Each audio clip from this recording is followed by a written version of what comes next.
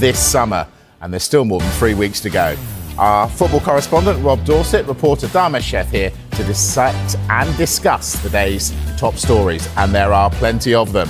On the way then, the latest on Benjamin Sesko. Are we getting closer to done deal time? Alexander Isak's future is far more uncertain. And Eddie Howe has banished the player from training with the first team at Newcastle, and also the club barbecue.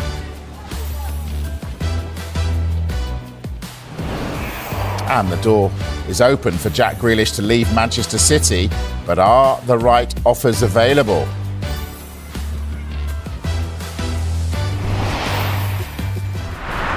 So much to get into. Let's get right to it. Benjamin Sesko then, Dharmesh. How close are United to getting him in? It's getting closer. It's developing. Talks between Manchester United and RB Leipzig are advancing over the signing of Benjamin Sesko. No full agreement yet. That should be specified at this point. But discussions, we're told, are heading in a positive direction. Personal terms, not expected to be an issue for the player. Just a reminder of what United's offer is. It's an initial £65 million plus a further £8.9 million in performance-related add-ons. So it just comes short of £74 million. That's actually less than what Newcastle United's bid was. However, Manchester United is the preferred choice of Benjamin Sesko. Now, I think United have been pretty clever in the way they've approached this one, because they've seen Newcastle United going with one bid, which wasn't good enough for RB Leipzig. Then they've gone again, and they've gone again big. It was like a €90 million all-in bid that they put into RB Leipzig. United just sat back because what they wanted to do was to get an assurance from the player himself that he wanted to come to Manchester United before they made that bid. And that is effectively what has happened, because once we knew Manchester United had put that bid in of nearly £74 million all in, that was the signal that, right, something's gone on behind the scenes, that Benjamin Sesko has made it clear to Manchester United that he wants to go to that club. Because it would be no point Manchester United bidding against Newcastle United if they know the player is going to come. As far as Sesko himself is concerned, him and RB Leipzig have got a fantastic relationship. He doesn't want to rock the boat. He hasn't agitated for a move at all during this whole saga. But he has made it clear to them, Manchester United is my preferred destination. And then he's left it to them. If they can agree that deal with Manchester United, then he can go there. If they can't, then he will sit back and say, well, I'll stay at RB Leipzig, or see if Newcastle United is the destination for me after all. It's a really why would he choose Manchester United over Newcastle United when Newcastle United have got Champions League football? It doesn't make any sense on paper, does it? But I think what this emphasises is that Manchester United still have a huge pulling power when it comes to transfers. We've seen that already with Matheus Cunha and Bryan Mbeumo, both of whom Newcastle wanted to sign, and they missed out on Manchester United, even though they were prepared to match the deal financially. These players seem to be choosing the Theatre of Dreams at Old Trafford as a chosen destination. Look, I think you have to realise that Manchester United are a legacy club.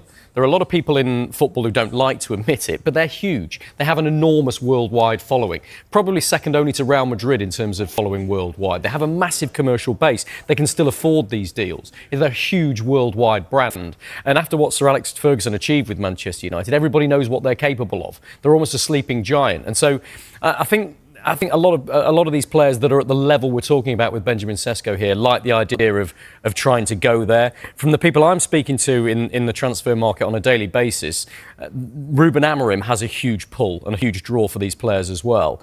They like the way that he's very straight talking and honest. They like the way that he's improving Manchester United and dragging them up by their shoestrings, if you like, from a very low base. And they like the fact that they think that he makes players better on the coaching field and brings the best out of them. So I think you add all that together, and that's some way to go into to explain why Sesko and others are choosing Manchester United over Newcastle. On paper, it doesn't make any sense because I'm a huge fan of Eddie Howe. I think he's a brilliant tactician. He definitely gets out the best out of his players. He's a brilliant man manager. They've got Champions League football. They finished 5th compared with Manchester United's 15th in the Premier League last season. Got sensational midfield, which are going to set you up for goals. And we know what the fan base is like at Newcastle United as well. They are absolutely emphatic behind their club. It's a one-town club, isn't it? A one-city club. And if you play well for Newcastle United, look at Alan Shearer, an absolute legend of those parts. We'll never have to buy a drink in the town ever again. You know, Benjamin Sesko probably isn't thinking like that. But to turn Newcastle down and put all your eggs in one basket for Man United is surprising, but understandable. It's an ego thing as well. If you're a player and you've looked at Manchester United since Sir Alex Ferguson left, it's been 12 years where, yes, they've won a few trophies, but they haven't really challenged again for the Premier League title, which is what Manchester United feel they should be doing. They've gone through all of these managers. They've spent hundreds of millions of pounds on players. Now they've come to a point where they finished 15th in the Premier League, their lowest ever finish. If you're a player and people say, well, why are you going to go to Manchester United? Some of them might think, well, I want to be that guy who is going to get them back to where they feel they belong. So it's almost a challenge to players like Brian Mbeumo, who said, I want to go to Manchester United. Matheus Cunha, who had other offers as well, to say, I want to go to Manchester United. Benjamin Sesko, we've been talking about him for 4 or 5 transfer windows, when a number of European football's top clubs have been interested in signing Benjamin Sesko. And clearly it's not a done deal yet, but from what we can gather, he wants to go to Manchester United. So there is clearly what Rob mentioned there, that pull, but there also must be a little bit of ego and arrogance from the players themselves to say, I'm going to be that guy who gets United back up there. One other brief thing, Mike, is I think you have to realise that the Sesko situation is a little bit unique. I mean, Darmish has pointed out that the relationship he has with RB Leipzig, even though he's only been there a relatively short period of time, he didn't come through their academy or anything. It's very unusual that a club would say to the player that they're selling, you choose where you want to go, because Newcastle have bid more than Manchester United here, don't forget. Newcastle could up their bid. They could blow Manchester United out of the water with their bid if they wanted to. If they're going to get 110, 120 million pounds for Alexander Isak potentially, which they know they can get, then they could use all of that to buy Benjamin Sesko if they want. But I think at some point, Newcastle, as a very well-run club, sit back and go, hang on a minute. If we spend if we sell Isak for 120 million pounds and then we spend 100 million pounds on Benjamin Sesko, are we getting a good deal here? Is Alexander Isak worth Benjamin Sesko plus 20 million pounds? No, he's not in the open market. So they're not prepared to go that high. They know what a good value is, which is probably why they've missed out on some deals already this season. We've talked a lot in this window about the players they've gone for and haven't got. But I think actually, whilst Newcastle fans are hurting, they will be reassured in knowing that their club is not overpaying for players. They're not trying to just bring players in for the sake of it. They're looking at market value, they're looking at PSR, and they're saying, this is our plan going forward. The numbers don't work. But also the relationship that we're mentioning between the two clubs, RB Leipzig will have said to Benjamin Sesko, there will be certain clubs that if they reach a certain limit on our valuation, you will be allowed to go.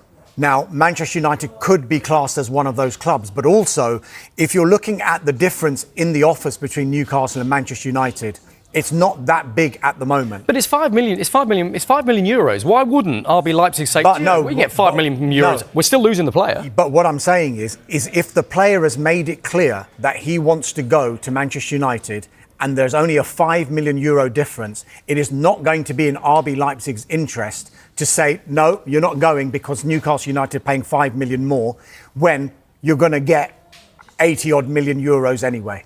So that's the reason that relationship has been built up between player and the club to the point where he hasn't agitated at all for this. He's letting RB Leipzig and Manchester United do their thing.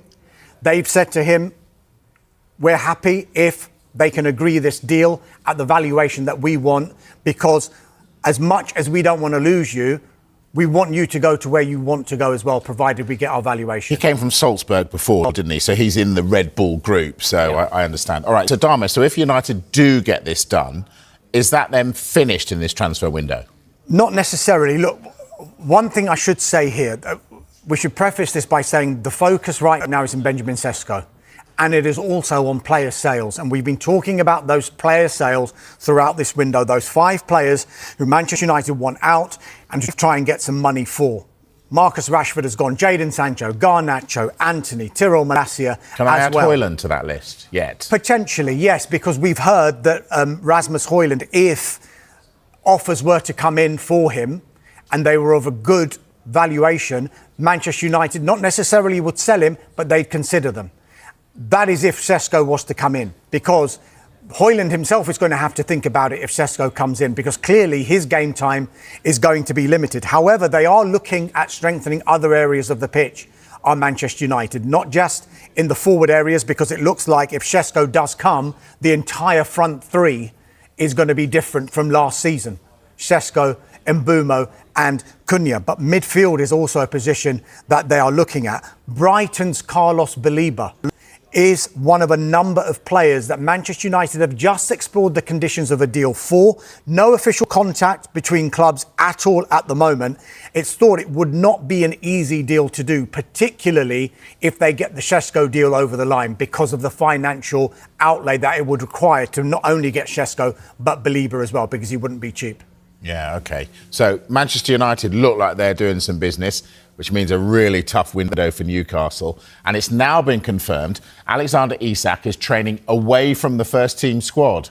So how does this one play out? Well, our reporter Keith Downey has the latest.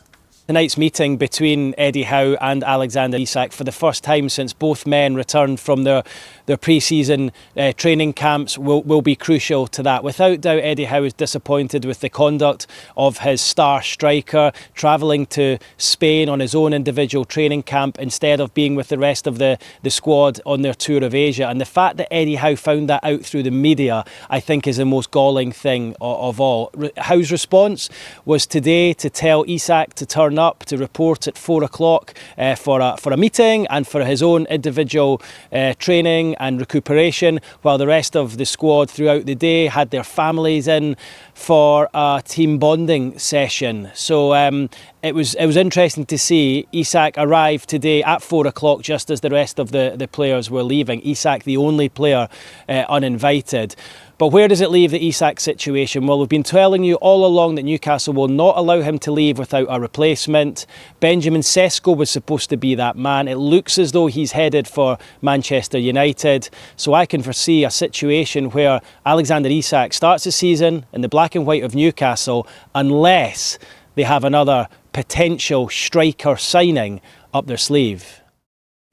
Keith Downey there. Right, Rob, why don't they just cash in now and get someone else? What, cash in on Isak? Yeah. Because they don't want him to go. But he's really unhappy. He is at the moment. He's not even allowed to go to the barbecue. Yeah, I quite fancy going to Newcastle's family barbecue. It sounds like it was probably quite a good day. Listen, I totally get what you're saying, but it's not that simple, is it? You have to look at the fact that Alexander Isak has ingrained himself into that Newcastle squad. He is fundamental to it now. He's their most important player. Newcastle don't want to throw that away and try and start again and try and integrate a new striker. But I think you have to ask, with all the number of strikers that have moved this summer, how many are left for Newcastle to go for? Certainly nobody of Alexander Isak's quality. And so from their perspective, as hard as it may be to reintegrate him, if he's really disappointed and has his heart set on moving to Liverpool, if he's causing problems within the squad, which we don't know that he is, we just know that he's training separately from that, and clearly Eddie Howe has been upset with the way he's conducted himself. I mean, this is Alexander Isak arriving at training today again, training on his own at 4 o'clock. He arrived as the rest of the players were leaving. That's got to hurt, hasn't it? It's got to hurt, and it's going to be difficult to reintegrate it. But, you know, which strikers are potentially available? Nicholas Jackson is available at Chelsea, we expect. Having for shed loads of money. £80 million doesn't sound good value to me. I can't believe that Chelsea would expect that as a fee for Nicholas Jackson going forward. Now they've got João Pedro in, now they've got Liam Delap in. I think they would be a bit more realistic than that, if I'm honest with you. But look, that's what we're being told that they want for him. And I can't see Newcastle paying £80 million for Nicholas Jackson, getting 120 for Alexander Isak and saying, hey, we've got a good deal there. So it's not easy for Newcastle. Look at the players they've missed out on this season. In the attacking departments, they like Liam Delap. He went to Chelsea for £30 million, an absolute snip. João Pedro, they were negotiating seriously for him with Brighton. He went to Chelsea as well. And what a start he's made there. Absolutely. Hugo Ekitike went to Liverpool. He was very much on Newcastle's radar. Matheus Cunha and Brian Mbeumo both went to Manchester United. Newcastle wanted them as well. And now it looks like they're going to miss out on Sesko. I think that just shows how difficult a job it is. If you're Newcastle with Champions League football and Eddie Howe at the helm, having finished 5th on the up, and you can't attract these players because they want to go elsewhere, then I've got huge sympathy for Newcastle because it's a difficult market for them. Really is. If you're on the Liverpool side of things, you probably think, yeah, it's great, we get Isak, it's fantastic. Well, Jamie Carragher joined the debate, and he's questioned how signing Isak alongside Ugo Ekitike would actually work. Now, this is what he said. When you have a top striker like Isak, Haaland, Kane, it's very difficult to have quality backup, as they always play. 80 million is too much to pay for backup. Where does Ekitike get his minutes in his position? Not fudging it by putting him on the left. Hard to play together when you've spent 115 million on Wirtz. And yes, we do need to buy more attackers, he said. He's right, isn't he? He is right, but look, I'd never disagree with Jamie Carragher, who knows Liverpool. But you're just about to. Well, a little bit, because he calls it a fudge if he plays him out on the left. I'm not sure it is, if I'm honest with you, because Ekitike has played there on 9 occasions in the last couple of seasons. He's played quite a lot of minutes there. It suits him attacking off the left. Even when he plays as a striker, he tends to drift back wide to the left anyway. He's quite a mobile striker. He doesn't just sit up top as a target man. And so if it could well be that Arne Slot's thinking about that, using him on the left-hand side. And imagine that, with him on the left, Alexander Isak down the middle, and Mo Salah on the right. With Wirtz, by the way, probably as a number 10 or an attack, with Wirtz behind them. There is no better attacking unit than that in the Premier League. Is there an argument, though, that, and Darmesh come in on this as well, that actually Arne Slot's side won the Premier League at a canter last season. Now he's got all his toys, he's getting all these players in, and they might actually be too many, like Jamie's hinted at. I don't think you can have too many quality players. And there's going to be so many competitions that these big clubs are going to be involved in. They're going to have to rotate the squad anyway. And it will be good for Arne Slot to be able to play in different ways as well if he wants to, with these different players. Sometimes, I mean, we're talking like if Isak comes, but we should just row back on that a little bit because he's still a Newcastle United player. So, but the fact that they've got a player like Ekitike, the fact that they've got attacking talent like Salah and Wirtz, and they're in the market maybe to bring in someone like Isak.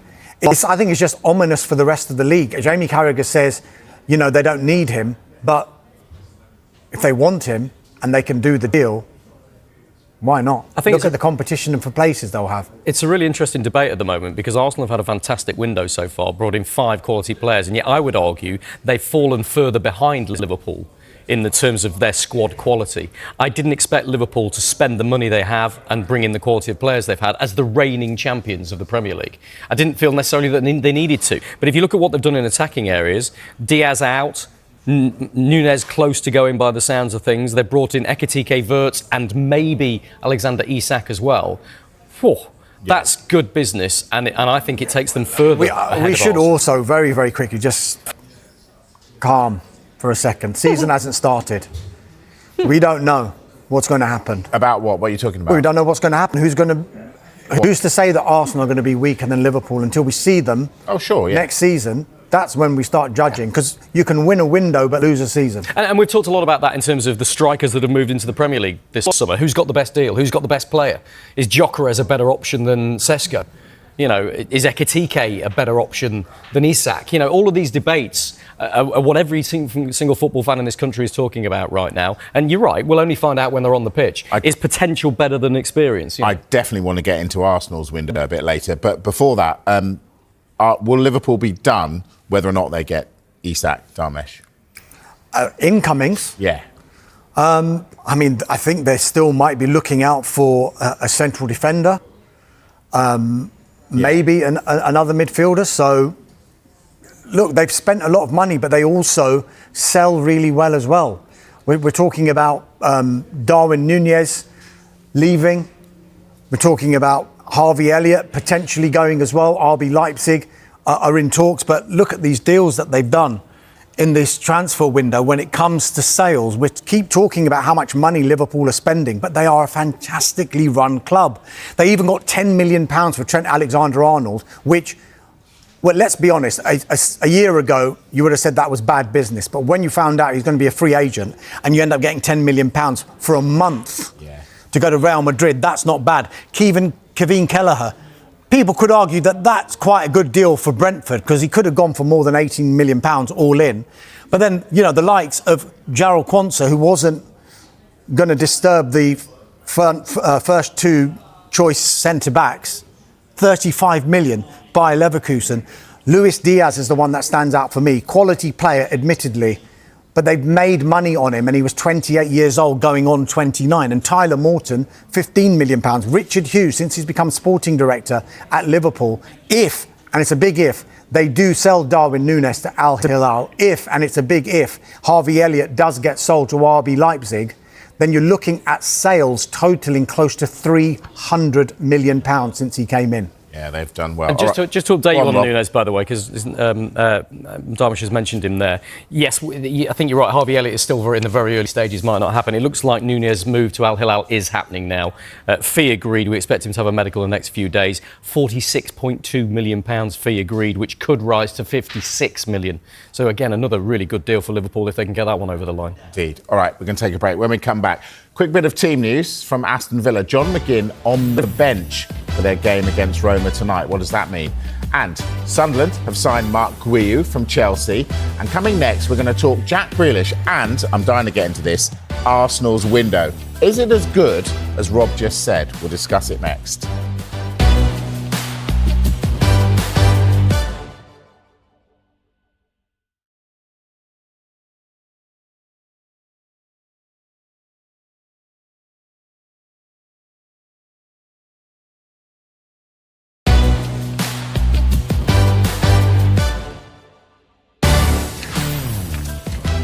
Right, we were going to start with Jack Grealish, but Darmish has got news on another winger. Darmish. Yeah, this is a story that has just been broken by David Ornstein from The Athletic, and it is to do with Omari Hutchinson. Now, he has been in the news during this transfer window because you'll remember Brentford went in for him earlier on in this transfer window after selling Brian Mbeumo, and there's talk of what Johan Wissa's future is looking like.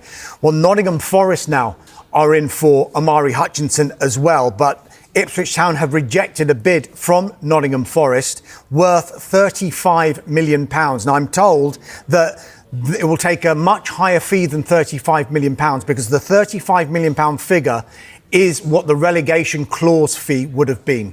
So when Omari Hutchinson signed his contract with Ipswich Town, there was a relegation clause in there that would allow clubs to talk to him if they met a £35 million relegation clause. However, that relegation clause is now null and void. So Ipswich Town can effectively charge what they want. And it seems they would want much more than the £35 million that Nottingham Forest have just had rejected. Brentford are keeping an eye on their situation as well, but it is one definitely to keep an eye on for the rest of this transfer window because he is definitely a man in demand, is Omari Hutchinson. As we expect, will be Jack Grealish, Rob.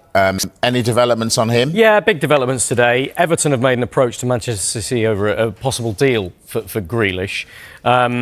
We've had different perspectives on how advanced these talks are, how serious they are at this stage. And the impression I get is that it's not very advanced, it's not very serious talks at the moment. It's more of an inquiry from Everton right now. But it's clear that David Moyes is a big admirer of him, as an awful lot of clubs in the Premier League will be, of course. And I think it could be very interesting to see where Grealish ends up at the end of this transfer window. It could be one that goes very late into the window. Why? Well, the people I've been speaking to have explained to me that at the moment, Manchester City are demanding a pretty high loan fee for him. And any club that comes in, Manchester City want them to play the bulk of his £300,000 a week wages. If Jack Grealish is still a Manchester City player in 3-4 weeks' time, when we're getting closer to the end of the transfer window, 2 or 3 weeks' time, closer to the end of the transfer window, then Manchester City may be prepared to temper their demands, shall we say, and it become more affordable for more clubs. So I think wait to see what happens here. But I think anybody to do a substantive deal for Jack Grealish right now is difficult. £100 million he cost Manchester City a few years ago. I can't see anybody paying that. The wages are going to be an issue. But clearly Everton have started the ball rolling here by making an inquiry, by telling Manchester City they are interested in talking to them about a possible season-long loan deal for him. That's interesting. Started the ball rolling. Do you see the floodgates opening and other clubs piling in now? I do, because he's surplus to requirements at Manchester City. We saw him training in those pictures just there with the rest of the squad yesterday. He's still very popular with the squad, gets on really well with Pep Guardiola. But Guardiola has made it clear that he doesn't necessarily see Jack Grealish's future this season at Manchester City. He only gave him one Premier League start in the entirety of last season. So his days at Manchester City are numbered. He knows that. Pep Guardiola knows that. The City fans know that. So does every other club in this land know that. And so I think there could be a real bun fight of clubs trying to get to Jack Grealish. I'm going to throw a name at you. Tottenham Hotspur. Yeah, look, we talked about this, didn't we, off camera, and I think he's a great fit for Tottenham, especially with James Maddison having just picked up a nasty knee injury. We don't know the extent of that yet, but it looks like he might be out for a while. We know Tottenham are in the market for a number 10. They tried and failed to get Morgan Gibbs-White from Nottingham Forest. We know that Jack Grealish likes to play number 10. He prefers playing there than wide on the left. And so it would seem to be a very, very good fit. And from Jack Grealish's perspective, if he's playing regularly for Spurs with Champions League football, his chances of making it into Thomas Tuchel's World Cup squad next summer are much, much greater. But £300,000 a week, Daniel Levy. Those two things don't add up. Something's got to give. Yeah. So, Dharmesh, Everton set the ball rolling with Jack Grealish, but they have done some business today. Tell us. Yeah, I mean, David Moyes has been pretty frustrated, hasn't he, during this transfer window? But, I mean, the Grealish news may, intrigue Everton fans, but this will really please them because there's a done deal today, and that is Kiernan Dewsbury-Hall. He's joined Everton from Chelsea for an initial £25 million, which could rise to £29 million. He only joined Chelsea last summer, didn't he? For £30 million from Leicester City. He was a regular in their successful Europa Conference League campaign, but only 2 Premier League starts. And I'm sure he's going to want many more starts than that. And I'm sure he'll get that at Everton. He signed a 5-year contract with Everton. So Kiernan Dewsbury-Hall, now an Everton player. Rob, when Enzo Maresca took him with him to Chelsea, did you not think he's going to play loads? Yeah, I did. He's going to be key. And that's what I was told. Because I know people around Maresca and I know people around Dewsbury-Hall very well. And Maresca saw him as his general on the pitch almost. He knew he was going to try and instigate a very different way of playing for Chelsea, a very patient build-up with the ball, playing out from the back, not necessarily the high press they've been doing in the past. And yet he didn't give Dewsbury-Hall the opportunity to do that. He didn't trust him in the Premier League to do that. And that surprised me, I have to be honest. But look, let's be honest, Everton are getting a very, very good player. A player who's going to be very hungry to impress, having had a season of very little football. He's at a good age. He will be a big influence on that Everton side, I think. He will dictate the play an awful lot. David Moyes will like him. The fans will love him. I think it's a move that suits everybody. Yeah, indeed. Now, Real Madrid forward Rodrigo has been linked with a move away from the Bernabeu. South American football expert Tim Vickery believes the Brazil international could leave Madrid if Xabi Alonso doesn't play him in his preferred position. Let's watch this space over the next couple of weeks because this could be interesting. And Rodrigo has the Real Madrid dilemma, doesn't he? That it's hard for players to be top dog there. And he's so talented. He's almost absurdly talented. But someone has to do the hard yards. And, Jude Bellingham said last year that he considered Rodrigo the most talented of all of them and the one who has to sacrifice himself most for the side. Now, where does Xabi Alonso see him? Because he can play anywhere across the front line. Didn't use him very much in the Club World Cup. And when he did, wide right. Now, we know that Rodrigo doesn't really want to play wide right. He would far prefer a free role. Now, what we understand is that he is very keen on staying at Real Madrid and proving to Xabi Alonso that he can be a key part of that side. Over the next 2 weeks, if that doesn't happen, then he may start looking around. And what an asset he would be. It's almost like one of those mafia films when you need to break away and start your own family because he is so good. Yeah, he is good. And Arsenal were linked with him earlier in the window, Dharmesh. Could they go back in? Look, let's be straight here. First of all, that the focus at Arsenal, after what's been a pretty impressive transfer window, I think we'll be talking about that in a moment anyway, is going to be on sales. Fulham have been in talks with Arsenal over Reece Nelson. Stuttgart are still pursuing Fabio Vieira. It's understood suitable offers would be considered for the likes of Alexander Zinchenko, Albert Sambi Lokonga as well. Could they go back into the market? I think Arsenal are a club who, when they see a market opportunity, want to be in a position to be able to act if it is a big market opportunity. And I don't think it would get much bigger an opportunity than if Rodrigo suddenly became available in the transfer window. It would be one that would be later on in that window. But it is true that they have kept an eye on Rodrigo throughout this transfer window, and just keeping an eye on his situation, because, as Tim Vickery mentioned there, it does look a little bit precarious with regard to him and Real Madrid. If he doesn't get his way and play in the position he wants, is he going to agitate to move? And who can then act quickly? Arsenal would want to be in a position if they do that. However, it should be remembered, and I mentioned it before, about the signings that they've made in those forward areas. Noni Madueke is there. He can play across the front three. And Ethan Nwaneri is very, very soon expected to sign a new long-term contract. So it's not a case of they desperately need a player in that position. Maybe they want one, though. Indeed. All right. Dharmesh just mentioned Noni Madueke. He's just come on for Arsenal. They are playing Madueke via Emirates, currently losing 3-2. Nicola Pepe, former Arsenal player, scored against them. But Christian Norgard and a Martin Ødegaard penalty have got Arsenal in this. 3-2 at the moment. Right. This is what I've been waiting for all the time. You two keep telling me, and you've told me all day, Arsenal have had a great window. I put it to you that the players they've brought in aren't necessarily an upgrade on what they had before. Rob Dorset, discuss. I think they are. I think they are an upgrade. I think Arsenal have had a fantastic window. But I think despite that, Liverpool, especially if they do Isak, will have had an extraordinary stratospheric window. And so the irony here is that I think Arsenal have had a brilliant window, and yet they may have lost ground in terms of squad strength on their nearest rivals from last season, Liverpool, who went on to win the title. If you look at Arsenal's strategy, I think it's pretty clear what they've been trying to do here. A goalkeeper, Kepa Arrizabalaga from Chelsea. A defender, Christian Mosquera from Valencia. Two defensive midfield players, because it's pretty clear that Arteta felt they were lacking in that department last season, with Christian Norgard from Brentford and Martin Zubimendi from Real Sociedad. A winger, Noni Madueke, we've just been talking about him, from Chelsea. And the jewel in the crown, a striker which they've needed for 2 years or more, in Victor Gyökeres. Proven track record, 27 years old, straight out the box, ready to go and score goals in the Premier League. Let's pick a couple of those. Is Zubimendi an upgrade on Partey? Is Norgard an upgrade on Jorginho, for instance? Because it's been put to me, Dharmesh, that actually the floor has risen, but the ceiling hasn't at Arsenal. Well, if you look at clubs who are near the top of the league, they always strengthen when they are at their strongest. Now, Arsenal, however, rival fans will take the mick a little bit and sing the song second again. The fact of the matter is, when Mikel Arteta joined, they were finishing 8th.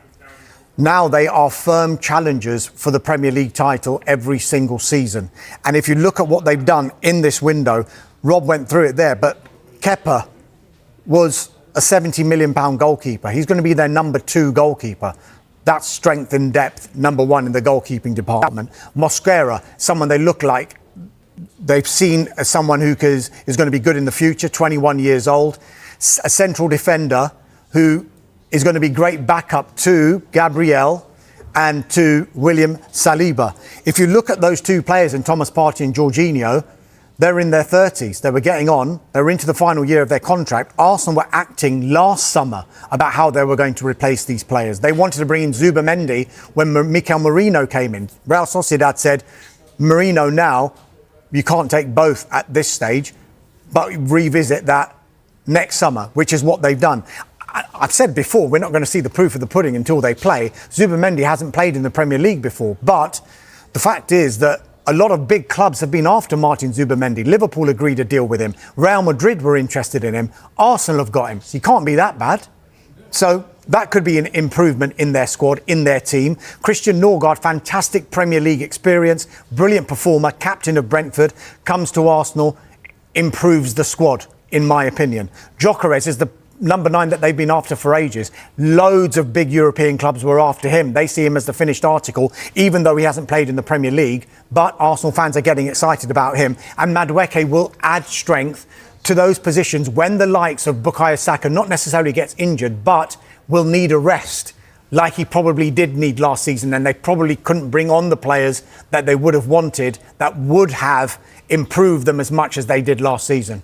An impassioned defence of Arsenal's window. Right, we're going to take a break. When we come back, Jermaine Defoe has his say on Alexander Isak, and we've got news from Aston Villa. See you in a moment.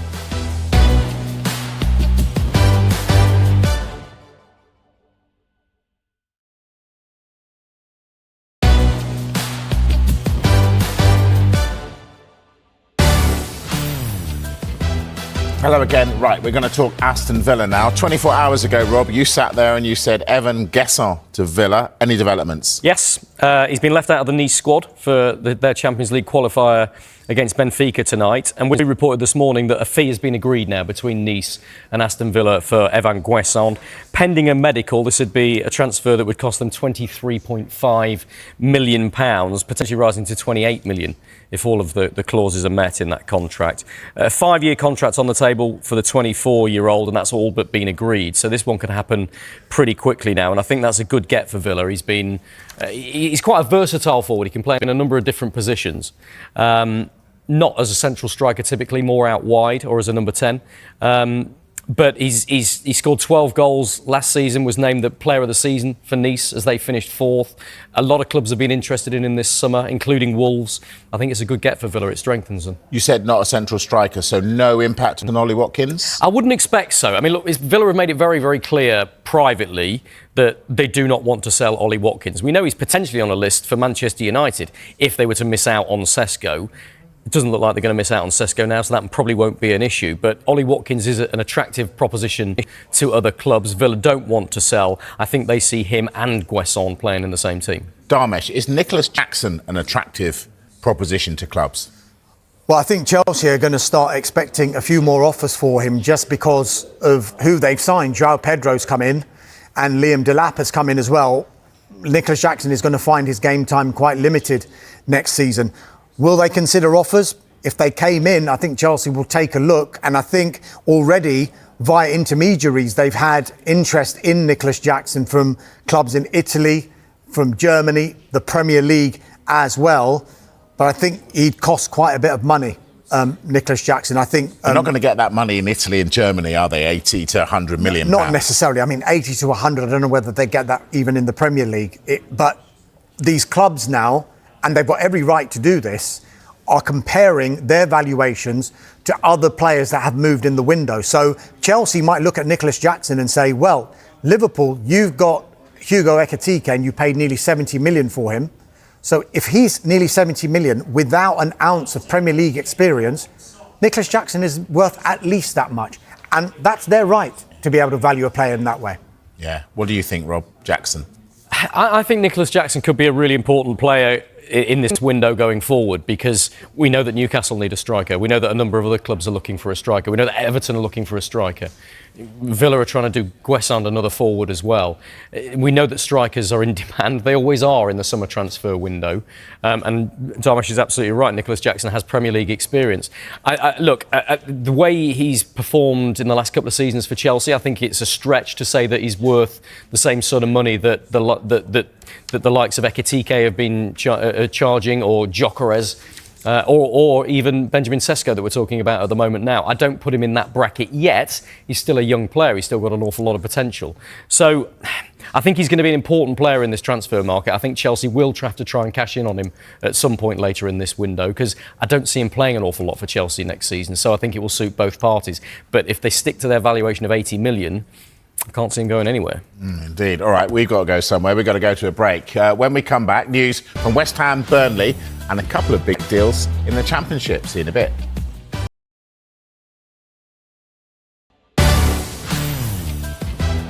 Right, let's talk about one of the sides that's come up. Burnley. They are closing in on a couple of signings. Dharmesh, you've got the details. Yeah, it could be a busy week, this one, for Burnley. We spoke about Armando Broja and Chelsea. That one is still in progress. But one that looks really close is Martin Dubravka, the goalkeeper from Newcastle.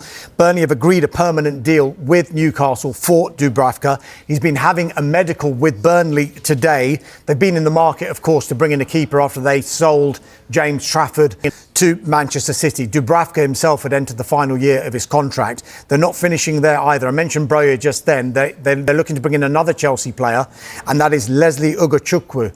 He's expected to have a medical, the midfielder, at Burnley in the next 24 hours or so, ahead of finalising a permanent move from Chelsea. And he's agreed in principle a 5-year contract with Burnley. So they're going for it, Burnley. Yeah, OK. And so are all the clubs that have come up. Rob, do West Ham have to do a bit of catching up and get cracking here? They're trying to. It's been made clear to me that Graham Potter and the recruitment guys at West Ham are working very, very hard. They'd like a creative midfield player in. They liked Kiernan Dewsbury-Hall and made inquiries about him, it was made clear to me, but obviously missed out on him he's gone to Everton. They need a goalkeeper as well, and they're working very hard on a goalkeeper. You and I were talking about the Brazilian John Victor yesterday and suggesting that deal was quite a long way along the line. The information I have this evening is that they haven't given up on the Leicester goalkeeper Mads Hermansen, who's Leicester's first choice goalkeeper. Now, the last I was told from that was that the two clubs were miles apart in terms of evaluation.